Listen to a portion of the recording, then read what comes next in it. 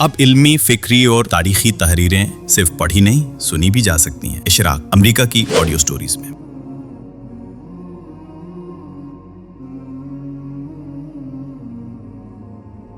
رمضان کی راتوں میں حرمت عقل و مباشرت کا مسئلہ، سورۃ البقرہ کی آیت 187 کے تناظر میں۔ سورہ بقرہ کی آیت 187 کی روح سے یہ سمجھا گیا ہے کہ شریعت میں پہلے یہ حکم تھا کہ رمضان میں افطار کے بعد یا سونے یا عشاء کی نماز ادا کرنے کے بعد کھانا پینا اور بیویوں سے مقاربت ممنوع ہے۔ جب کچھ صحابہ سے رات میں مقاربت سے ممانعت کی پابندی نہ ہو سکی تو سورہ بقرہ کی آیت 187 سے اس پابندی کو منسوخ کر دیا گیا۔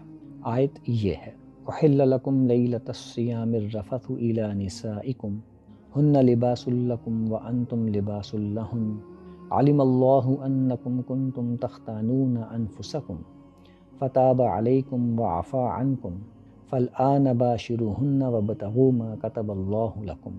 ترجمہ: تم پوچھنا چاہتے ہو تو لو ہم بتا دیتے ہیں کہ روزوں کی رات میں اپنی بیویوں کے پاس جانا تمہارے لیے جائز کیا گیا ہے۔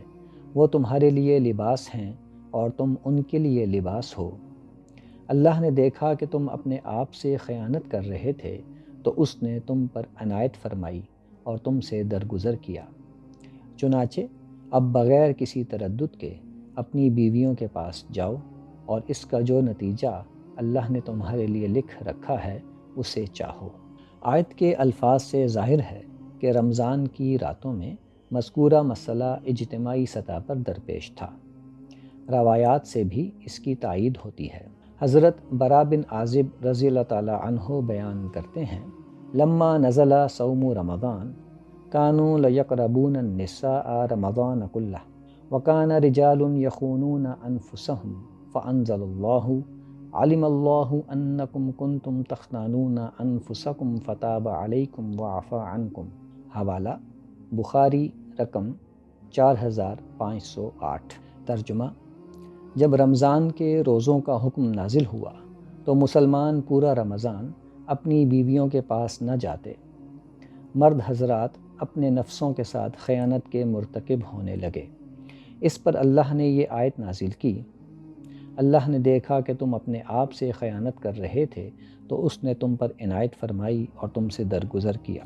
ابن کثیر لکھتے ہیں: هذه رخصة من اللہ تعالی للمسلمین ورفع لما كان عليه الامر في ابتداء الاسلام فانه كان اذا افطر احدهم انما يحل له الاكل والشرب والجماع الى صلاة العشاء او ينام قبل ذلك فمتى نام او صلى العشاء حرم عليه الطعام والشراب والجماع الى الليلة القابلة فوجدوا من ذلك مشقة كبيرة۔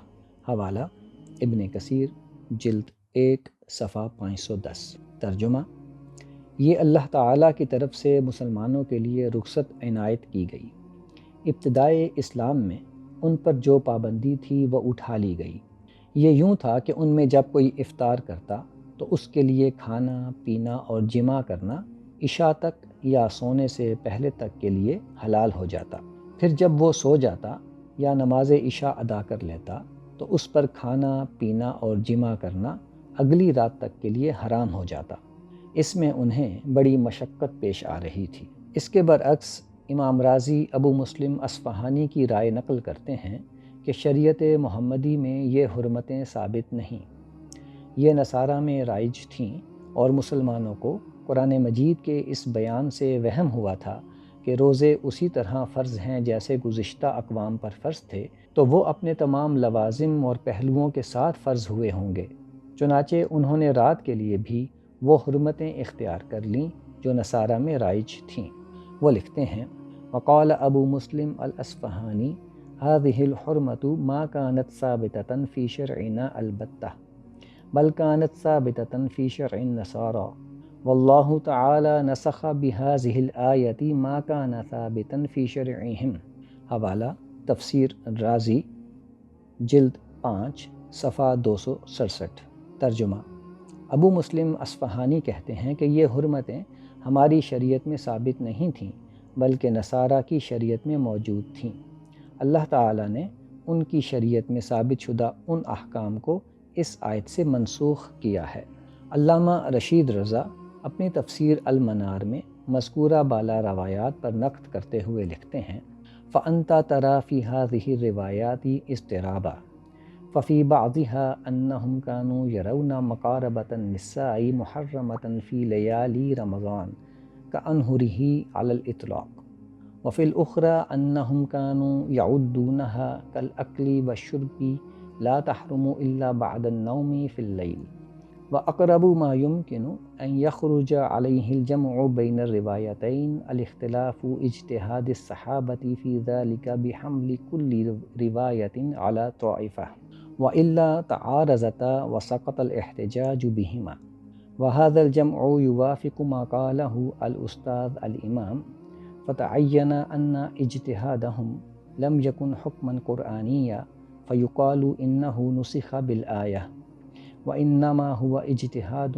أوقعهم فيه الإجمال فجاءت هذه الآية بالبيان قال وقوله أحل لكم لا يقتضي أنه كان محرما بل يكفي فيه أن يتوهم أن من كمال الصيام أو من شروطه عدم الأكل بعد النوم وعدم مقاربة النساء بعده أو مطلقا وهو كقوله تعالى أحل لكم صيد البحر ولم يكن قد سبق نص في تحريمه۔ حوالہ تفسیر المنار جلد 2 صفحہ 141۔ ترجمہ: آپ کو ان روایات میں اضطراب نظر آئے گا۔ کچھ میں تو یہ ہے کہ صحابہ رمضان کی راتوں میں اپنی بیویوں سے مقاربت کو مطلقاً اسی طرح حرام سمجھتے تھے جیسے کہ دن میں، جبکہ دوسری روایات میں ہے کہ رات سونے کے بعد وہ اسے کھانے پینے کی طرح ہی حرام تصور کرتے تھے۔ ان دونوں روایتوں کو جمع کرنا اسی طرح ممکن ہے کہ یہ سمجھا جائے کہ ہر روایت صحابہ کے مختلف گروہوں کے اختلاف اجتہاد کا نتیجہ تھی۔ اگر ایسا نہیں تو یہ باہم متعارض ہو جاتی ہیں اور ان سے استدلال نہیں کیا جا سکتا۔ روایات کو اس طرح جمع کرنا استاذ امام مفتی عبدہ کے قول کے مطابق ہے۔ انہوں نے یہ طے کیا کہ صحابہ کا اجتہاد قرآنی حکم نہیں تھا کہ یہ کہا جائے کہ اس آیت سے منسوخ ہو گیا، یہ صرف ان کا اجتہاد تھا جو آیت کے اجمال کی وجہ سے پیش آیا، جسے اس آیت سورہ بقرہ کی 187 کے حکم سے واضح کر دیا گیا۔ وہ فرماتے ہیں کہ ارشاد باری احل لکم یعنی تمہارے لیے حلال کر دیا گیا سے یہ لازم نہیں آتا کہ وہ پہلے حرام تھا، بلکہ اتنی بات کافی ہے کہ صحابہ کو یہ غلط فہمی ہوئی کہ رمضان کی راتوں میں سو جانے کے بعد یا مطلقاً کھانا اور بیویوں سے مقاربت روزے کے کمال کے منافی یا اس کی شرائط میں شامل ہے، اور حلال کرنے کا یہ حکم ایسا ہی ہے جیسا کہ آیت ہے کہ تمہارے لیے سمندر کا شکار حلال کیا گیا، حالانکہ اس کی حرمت کا حکم پیشتر موجود نہیں ہے۔ مولانا مودودی اس مسئلے پر تبصرہ کرتے ہوئے لکھتے ہیں، اس بارے میں بھی لوگ ابتداءً غلط فہمی میں تھے۔ کسی کا خیال تھا کہ عشاء کی نماز پڑھنے کے بعد سے کھانا پینا حرام ہو جاتا ہے، اور کوئی سمجھتا تھا کہ رات جب تک آدمی جاگ رہا ہو کھا پی سکتا ہے، جہاں سو گیا پھر دوبارہ اٹھ کر وہ کچھ نہیں کھا سکتا۔ یہ احکام لوگوں نے خود اپنے ذہن میں سمجھ رکھے تھے۔ حوالہ تفہیم القرآن جلد 1 صفحہ 145۔ مولانا امین احسن اصلاحی بھی اسی رائے کا اظہار کرتے ہیں۔ وہ لکھتے ہیں، بہت سے مسلمانوں نے بنظر احتیاط و تقوی یہ سمجھا کہ جس طرح روزے کی حالت میں دن میں زن و شو کے تعلقات کی اجازت نہیں ہے، اسی طرح شب میں بھی اس کی اجازت نہیں ہوگی۔ اس خیال کو اس بات سے بھی تقویت پہنچی ہوگی کہ یہود کے ہاں روزہ افطار کے معاً بعد پھر شروع ہو جاتا ہے، جس کے سبب سے انہیں شب میں بھی وہ پابندیاں نبھانی پڑتی ہیں جو دن میں تھیں۔ چونکہ مسلمانوں کے سامنے عملی مثال کی حیثیت سے اہل کتاب ہی کا روزہ تھا اور قرآن میں اس کا حوالہ بھی دیا گیا تھا، اس وجہ سے انہوں نے از خود اپنے اوپر یہ پابندی عائد کر لی کہ دن کی طرح شب میں بھی ازدواجی تعلقات سے احتراز کرتے تھے۔ حوالہ تدبر قرآن جلد 1 تفسیری نوٹ سورہ بقرہ آیت 187۔ اگر یہ صریح پابندی ہوتی تو صحابہ کے ہاں اجتماعی سطح پر اس کی خلاف ورزی کے مسلسل واقعات پیش نہ آتے۔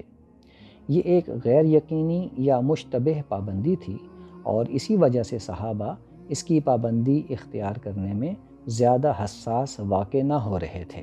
تاہم اس رائے پر یہ اشکالات پیدا ہوتے ہیں کہ احل لکم کے الفاظ سے متبادر ہوتا ہے کہ کسی حرمت کو حلت میں تبدیل کیا گیا ہے۔